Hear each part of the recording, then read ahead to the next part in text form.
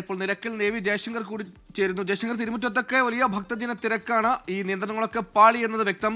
എന്താണ് നിലയ്ക്കലിലെ നിലവിൽ സ്ഥിതി? അവിടെ ഈ വാഹന പാർക്കിംഗ് അടക്കം വലിയ തിരക്കുണ്ടെന്ന് മനസ്സിലാക്കുന്നു. അവിടെ എന്തെങ്കിലും പുതിയ നിയന്ത്രണങ്ങൾ നിലവിൽ കൊണ്ടുവന്നിട്ടുണ്ടോ? KSRTC അടക്കം വലിയ തിരക്കിൽ ഭക്തരൊക്കെ കൊണ്ടുപോകുന്ന കാഴ്ചകൾ നമ്മൾ കണ്ടു. ഈ ഹൈക്കോടതി അടക്കം ഈ വിഷയത്തിലൊക്കെ നേരത്തെ നിർദ്ദേശങ്ങൾ നൽകിയിരുന്നു. പക്ഷേ ഒരു നിർദ്ദേശവും നിലവിൽ പാലിക്കപ്പെടാൻ സാധിക്കുന്നില്ല. ഒരു നിർദ്ദേശവും അതുപോലെ അനുവർത്തിക്കാൻ പറ്റുന്നില്ല. എന്താണ് അവിടുത്തെ തൽസ്ഥിതി?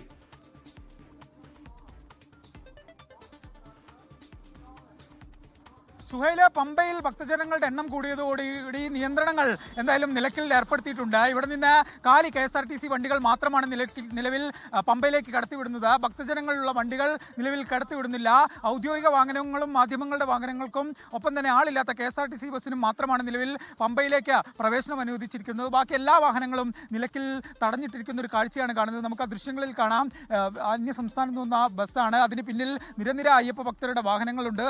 ഏകദേശം 15 മിനിറ്റ് മുമ്പാണ് നിലയ്ക്കലിൽ അയ്യപ്പ ഭക്തരുടെ വാഹനങ്ങൾക്ക് നിയന്ത്രണം ഏർപ്പെടുത്തിയത്. നമ്മൾ ദൃശ്യങ്ങളിൽ കാണുന്നത് ആളില്ലാത്ത KSRTC ബസ്സാണ്. ഈ ബസ് പമ്പയിൽ പോവുകയും അവിടെ നിന്ന് ഭക്തരുമായി തിരികെ നിലയ്ക്കലിലേക്ക് വരികയും ചെയ്യും. അങ്ങനെ നിലയ്ക്കലിലെ ക്രൗഡ് കുറയ്ക്കാമെന്നൊരു പദ്ധതിയാണ് നിലവിൽ പോലീസ് തീരുമാനിച്ചിരിക്കുന്നത്. അതിൻ്റെ ഭാഗമായാണ് നിലയ്ക്കലിൽ നിയന്ത്രണം ഏർപ്പെടുത്തിയിരിക്കുന്നു. നമ്മൾ ഓർക്കണം സുഹൈല, ഈ മണ്ഡലകാലം തുടങ്ങി 2ാം ദിവസമാണ്. 2ാം ദിവസം ഇത്രയും ശക്തമായ തിരക്ക് സന്നിധാനത്ത് പമ്പയിലുമൊക്കെ ഉണ്ടാകുന്നു. പോലീസിന് അവരുടെ സംവിധാനം അനുസരിച്ച് ഈ നിയന്ത്രണങ്ങൾ നടപ്പിലാക്കാൻ പറ്റാത്ത ഒരു സാഹചര്യം. പോലീസിനെ പൂർണ്ണമായും കുറ്റം പറയാൻ പറ്റില്ല. കാരണം ഇലക്ഷൻ സമയമാണ്, ലോ ആൻഡ് ഓർഡർ ചുമതലകളുണ്ട്. അതിൻ്റെ ഇടയ്ക്ക് പരിചയസമ്പന്ന അല്ലാത്ത ഉദ്യോഗസ്ഥരെ ഡ്യൂട്ടിക്ക് നിയോഗിച്ചു. അത് വലിയ തോതിൽ വിനയായി എന്ന് തന്നെ വേണം പറയാൻ. അത്രമാത്രം 2ാം ദിവസത്തിൽ തന്നെ മുഴുവൻ പദ്ധതികളും പാളുന്ന കാഴ്ചകളാണ് നിലവിൽ കാണുന്നത്.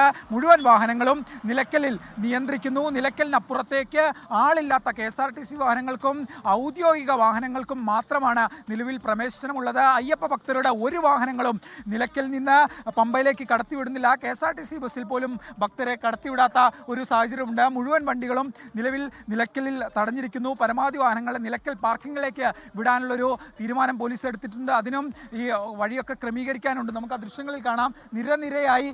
നിരനിരയായി വാഹനങ്ങൾ ഇങ്ങനെ നിലയ്ക്കലിൽ പിടിച്ചിട്ടിരിക്കുകയാണ്. പൊതുവിൽ മണ്ഡലകാലം തുടങ്ങി 2 ആഴ്ചയൊക്കെ പിന്നിടുമ്പോഴാണ് ഇത്തരത്തിൽ ഒരു നിയന്ത്രണം നിലയ്ക്കലിൽ വരാറുള്ളത്. പക്ഷേ ഇത്തവണ കാര്യങ്ങൾ മറ്റൊരു രീതിയിലായി. 2ാം ദിനത്തിൽ തന്നെ, 2ാം ദിനം ഉച്ചയായിട്ടേ ഉള്ളൂ, 2 മണിയായിട്ടുള്ളൂ. 2 മണിക്ക് തന്നെ ഇത്തരത്തിൽ നിയന്ത്രണങ്ങളിലേക്ക് കടന്നു. സന്നിധാനത്തും പമ്പയിലൊക്കെയുള്ള ഭക്തർ ദർശനം നടത്തി തിരികെ പോകുന്ന മുറയ്ക്കായിരിക്കും ഇവിടെ നിന്ന് കൂടുതൽ വാഹനങ്ങൾ കടത്തിവിടുക. എന്തായാലും നിലവിൽ ഇവിടെ പിടിച്ചിട്ടിരിക്കുന്ന വാഹനങ്ങളെ ഈ നിലയ്ക്കലിലെ പാർക്കിംഗ് ഗ്രൗണ്ടിലേക്ക് മാറ്റാനുള്ളൊരു നിർദ്ദേശമാണ് പോലീസ് നൽകിയിരിക്കുന്നത്. അതിൻ്റെ ക്രമീകരണങ്ങൾ ഒരുങ്ങുന്നു. അങ്ങനെയാണ് ഈ വാഹനങ്ങൾ മൂവ് ആവുന്നത്.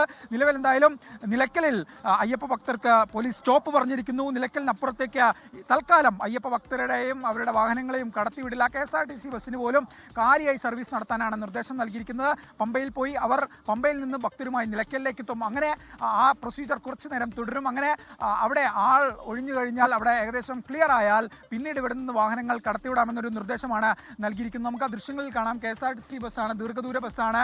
എവിടെ നിന്നൊക്കെയോ അയ്യപ്പ ഭക്തരുമായി എത്തിയ വാഹനങ്ങളാണ് ഈ മുമ്പിൽ കാണുന്ന KSRTC ബസ്സുകളെല്ലാം. പക്ഷേ ഇതിൽ ആളുള്ളതുകൊണ്ട്, അയ്യപ്പ ഭക്തരുള്ളതുകൊണ്ട് തൽക്കാലത്തേക്ക് നിയന്ത്രണം ഏർപ്പെടുത്തിയിരിക്കുന്നു. ഇവരെ പോലും, ഈ KSRTC ബസ്സിലെത്തിയ ഭക്തരെ പോലും നിലവിൽ പമ്പയിലേക്ക് വിടുന്നില്ല. കാരണം അത്രമാത്രം ഭക്തർ പമ്പയിലുണ്ട്, സന്നിധാനത്തുണ്ട്.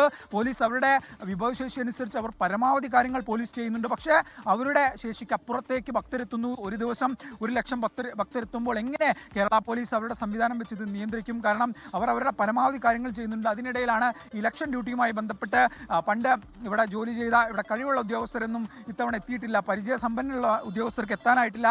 കൂടുതലും ജൂനിയർ ഉദ്യോഗസ്ഥരാണ്. അതും ഈ തിരക്കിനെ വലിയ തോതിൽ ബാധിക്കുന്നു. ഈ 18ാം പടിയിലൊക്കെ തന്നെ വളരെ കുറഞ്ഞ തോതിലാണ് ഭക്തരെ കയറ്റിവിടുന്നത്. അപ്പം നമുക്ക് ആ ദൃശ്യങ്ങളിൽ തന്നെ കാണാം.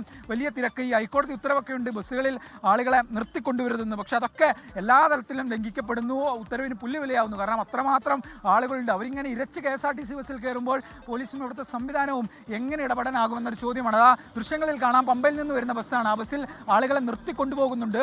അത്രമാത്രം ഭക്തർ സുഹൈൽ നിലവിൽ സന്നിധാനത്തും പമ്പയിലുണ്ട്. അത്തരം ഒരു പ്രത്യേക സാഹചര്യത്തിൽ, അസാധാരണ സാഹചര്യത്തിലാണ് തീർത്ഥാടനം തുടങ്ങി 2ാം ദിവസമാകുമ്പോൾ തന്നെ. 2ാം ദിവസം പൂർത്തിയായിട്ടില്ല. 1ാം ദിവസം ലോകത്തെവിടെയായാലും ഏത് സമയത്തും 24 വാർത്തകളും ഓഗ്മെന്റഡ് റിയാലിറ്റി പാക്കേജുകളും എക്സ്പ്ലെയിനറുകളും വിശദമായി കാണാൻ ഞങ്ങളുടെ യൂട്യൂബ് ചാനൽ നിങ്ങൾക്ക് സബ്സ്ക്രൈബ് ചെയ്യാം.